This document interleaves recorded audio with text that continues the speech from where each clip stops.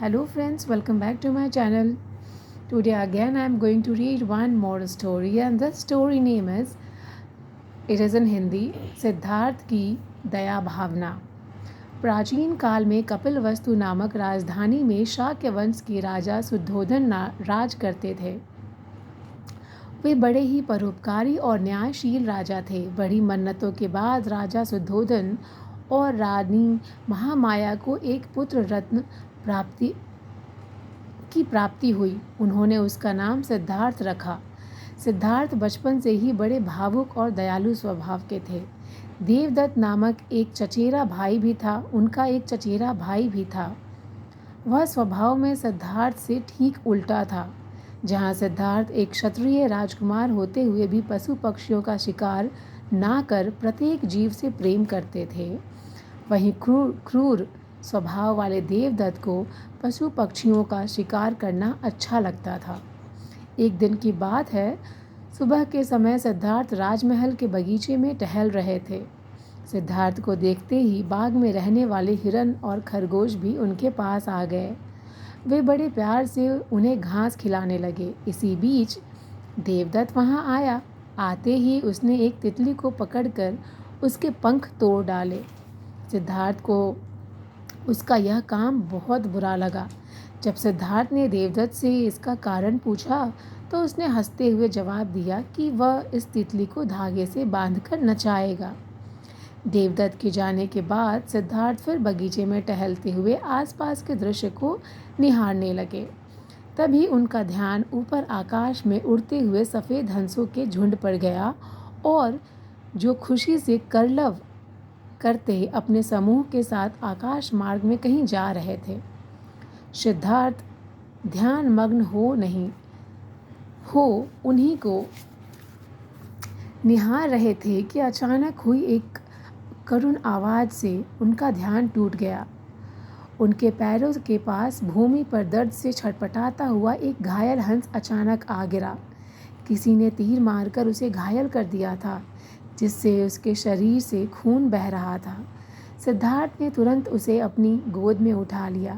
हंस के शरीर से तीर को बाहर निकाला और तेजी से बहते हुए खून की धार को मिट्टी लगाकर बंद किया।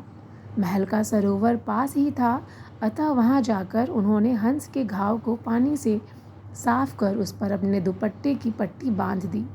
आराम महसूस होने के बाद हंस ने सिद्धार्थ की गोद में अपना सिर टिका दिया।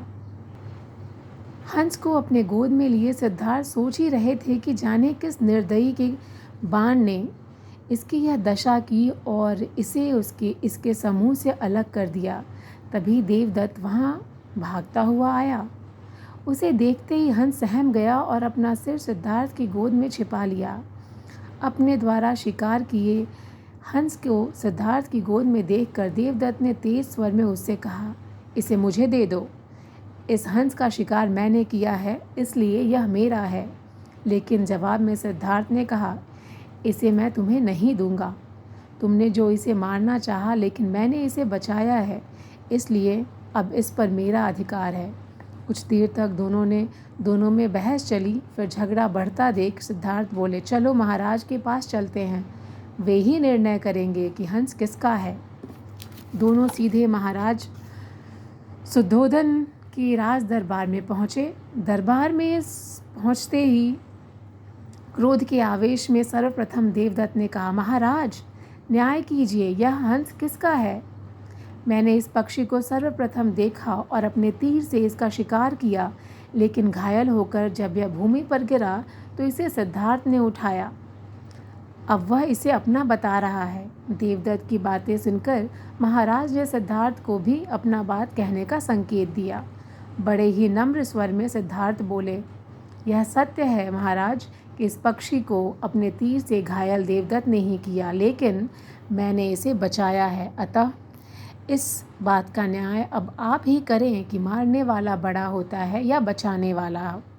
सिद्धार्थ के तर्क से महाराज सोच में पड़ गए और बड़े प्रभावित भी हुए।